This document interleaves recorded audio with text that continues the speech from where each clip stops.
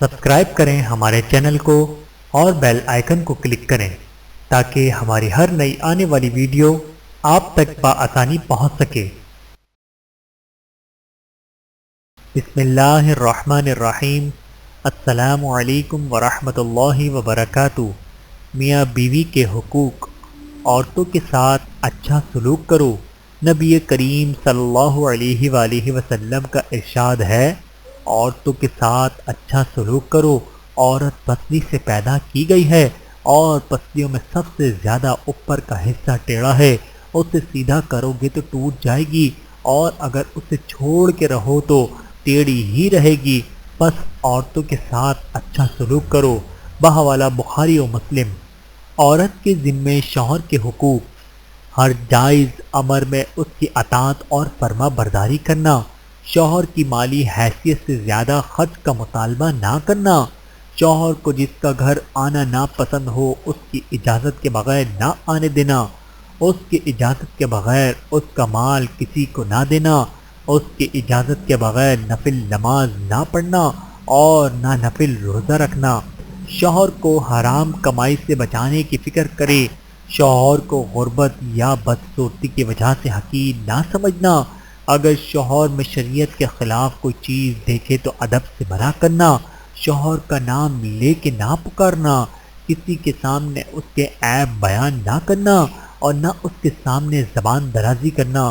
شوہر کے عزیز و اقارب سے لڑائی جھگڑا نہ کرنا۔ اگر کوئی شرعی عذر نہ ہو تو شوہر کے والدین کی خدمت کو سعادت سمجھنا۔ شوہر کی اجازت کے بغیر گھر سے نہ نکلنا۔ عورت اپنے رب کا حق ادا نہیں کر سکتی جب تک اپنے شوہر کا حق ادا نہ کر دے۔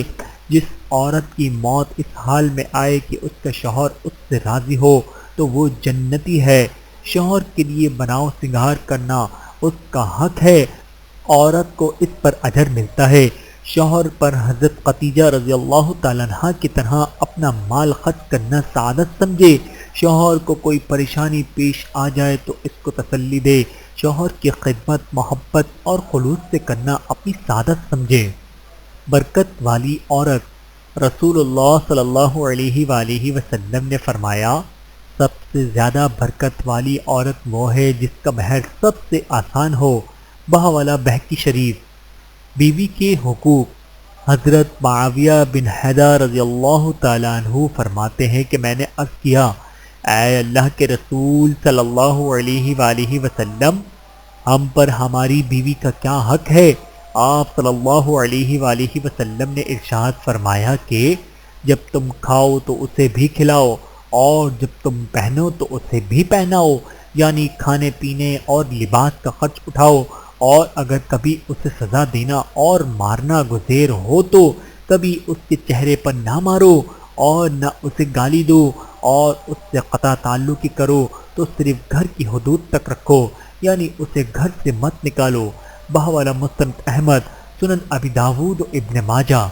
اللہ تعالی ہمیں سمجھنے کی اور عمل کرنے کی توفیق عطا فرمائے، آمین ثم آمین۔ ویڈیو دیکھنے کا بہت شکریہ۔ مزید ویڈیوز دیکھنے کے لیے ہمارے چینل کو سبسکرائب کریں۔ اگر ویڈیو پسند آئے تو لائک کریں۔ اچھی بات کو دوسروں تک پہنچانا صدقہ جاریہ ہے۔ جزاکم اللہ خیرا کثیرا۔